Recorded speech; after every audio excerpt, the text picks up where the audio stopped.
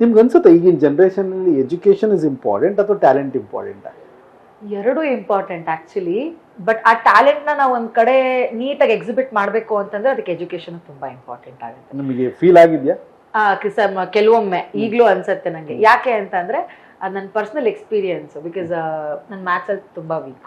Numbers ಅಂದ್ರೆ ಆಗಲ್ಲ ನಂಗೆ. ಕ್ಯಾಲ್ಕುಲೇಟರ್ ನೋಡ್ರಿ ಜ್ವರ ಬರುತ್ತೆ ನಂಗೆ. ಆಮೇಲೆ ನನ್ಗೆ ಯಾರಾದ್ರೂ ಬಂದ್ಬಿಟ್ಟು ಇದೊಂದು 10,000 ಇಟ್ಕೋ, ಇದೊಂದು 30,000 ಆಮೇಲೆ ಕೊಡ್ತೀನಿ, ಓ ಮೈ ಗಾಡ್, ಒಂದ್ ನಿಮಿಷ ಹಂಗ್ ಕನ್ಫ್ಯೂಸ್ ಆಗ್ಬಿಡ್ತೀನಿ ನಾನು. ಬರ್ದ್ಕೊಡು, ದಯವಿಟ್ಟು ಬರ್ದ್ಕೊಟ್ಬಿಡಿ, ಏನ್ ಕೊಡ್ತೀರಾ ಅದನ್ನ. ಆಮೇಲೆ ನಂಗೆ ಯಾರಾದ್ರೂ ಎದುರುಗಡೆ ಬಂದ್ಬಿಟ್ಟು ಒಂದ್ ಬಂಡಲ್ ಆಫ್ ನೋಟ್ ತಂದ್ ಕೊಟ್ಬಿಟ್ಟು, ಮೇಡಮ್ ಇದು ನಿಮ್ ಪೇಮೆಂಟ್ ತಗೊಳ್ಳಿ ಅಂದ್ರೆ ನಂಗೆ ಈಸ್ಕೊಳಕ್ ಭಯ. ಎಣಿಸ್ಕೊಂಬಿಡಿ ಅಂತಾರ ಅವ್ರು. ಅಲ್ಲೇನೆ ದಟ್ ಇಸ್ ವೆರಿ ದೊಡ್ಡ ಮೈನಸ್ ಪಾಯಿಂಟ್ ನನಗೆ.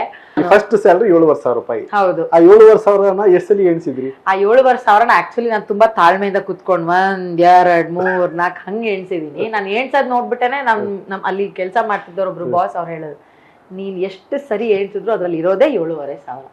ಯಾಕೆ ಅದೇನ್ ದುಡ್ಡು ಉತ್ಪತ್ತಿ ಆಗತ್ತಾ ನೀನ್ ಎಣಿಸ್ದಂಗೆ ಅಂತ? ಅಲ್ಲ ಸರ್, ನನ್ ಕರೆಕ್ಟ್ ಆಗಿ ಎಣ್ಸಕ್ ಬರುತ್ತಾ ಅಂತ ನೋಡ್ತಿದ್ದೀನಿ. ಬ್ಯಾಕ್ಗ್ರೌಂಡ್ ಅಲ್ಲ, ಅವರೆಲ್ಲ ಏನ್ ಅನ್ಕೊಂಡ್ಬಿಟ್ಟಿದ್ದಾರೆ, ಬಿಕಾಮ್ ಓದಿದಾಳೆ ಅಂತಂದ್ರೆ ಓಕೆ, ಇವಳು ಟೈಮ್ ಬೀಂಗ್ ಕೆಲಸ ಮಾಡ್ತಾ ಇದ್ದಾಳೆ, ಮೇ ಬಿ ದೊಡ್ಡ ಡ್ರೀಮ್ಸ್ ಇರ್ಬೋದು. ನಮ್ಮ ವಿಜಯವಾಹಿನಿ ನ್ಯೂಸ್ ಚಾನೆಲ್ನಲ್ಲಿ ಪ್ರಮೋಷನ್, ಜಾಹೀರಾತು, ಅಡ್ವರ್ಟೈಸ್ಮೆಂಟ್ ನೀಡಲು ಸಂಪರ್ಕಿಸಿ 9535808456.